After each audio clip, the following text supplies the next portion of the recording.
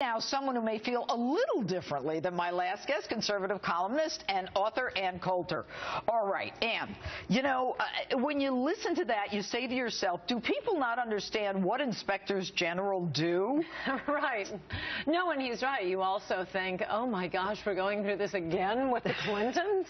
One thing that I think conservatives are overlooking, and the Clintons do this all the time, they break so many laws, they tell so many lies, you get distracted and you leave one law behind. But the big important law, or not so much big, but the most important law, because it's the most all-encompassing, is 18 U.S.C. 2071, which is about the destruction of records. She destroyed the server.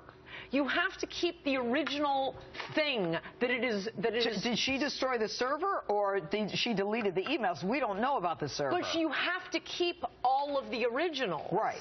And not print them out as she did and hand them over as printed copies. It would be like destroying, you know, the original copy of the Constitution. And here's a photocopy I made. So now, see, I kept the Constitution. No, there's a reason you have to keep the original, because there's all kinds of forensic information on the server, when it was sent, what it was replying to, did you change the timestamp? And she did destroy that. It's not a huge felony, it's a 3-year felony, but the second part of it, which is very small for the Clintons, but the second part of it, anyone guilty of it can't hold a public office. Interesting, but you know, do you think that she's going to get past this?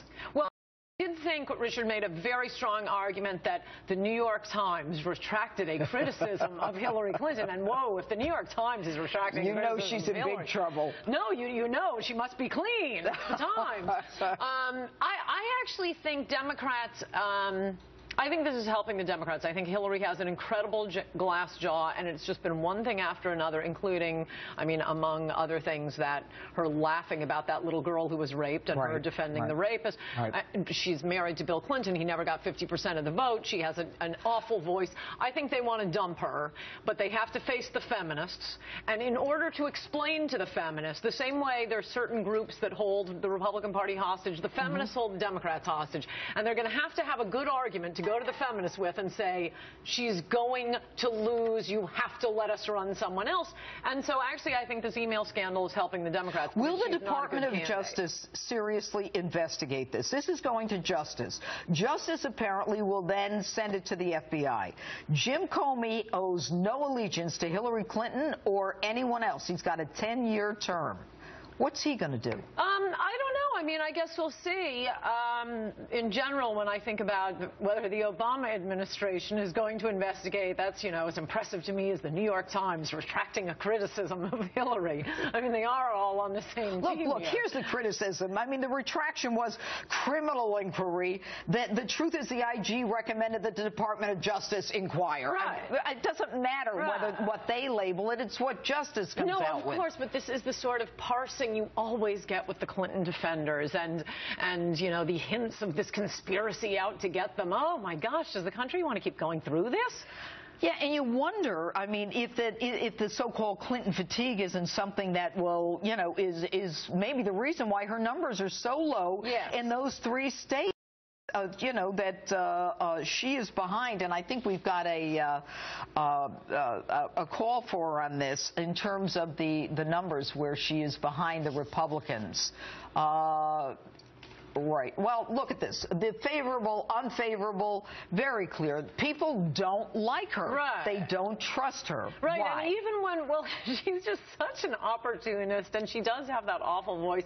But even when she's saying something that she may have believed for years and years and years, she just looks like she's lying. Have you noticed that? Well, she's not a good candidate I try to listen to what she says. And I think why did she have the private server?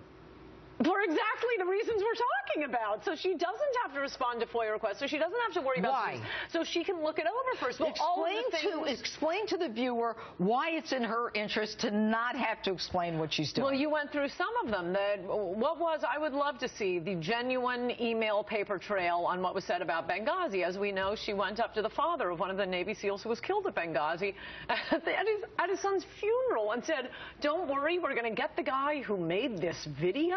And that's after Greg Hicks, who was on the ground, told her that, you know, it was a terrorist attack and that all the, you know, I mean, you're being more fair to her than I would be. Come on, it was a video that set off angry Muslims. They don't really take a lot to be of course set it was. off by. But that, I mean, that's obviously one series of emails we would love to see. And now we can't, because why? She destroyed the original record. There's a reason the law is written that way. Okay, so now she says that she's going to appear before Trey Gowdy's committee, even though she said she never got a subpoena. Now she's going to go to the select committee in October. What's she going to say? Oh, I so hope she starts yelling at them and saying, what difference at this point does it make? I hope we get some footage like that. Well, she has all those political skills, the Democrats. I mean, usually it's Republicans who don't have the political skills. Democrats have skills in spades. She doesn't. And you know, certainly Biden, I would guess, John Kerry, maybe Al Gore, they'd be maybe Jerry Brown are dying to jump in, but they can't do it now without facing the feminist wrath. And the way to get around that is this drip. Just that's why I think the New York Times is even involved in putting this out. Though they did retract part of it, apparently. Okay, but what's most interesting about it is that the Democrats aren't willing to push a flawed candidate off.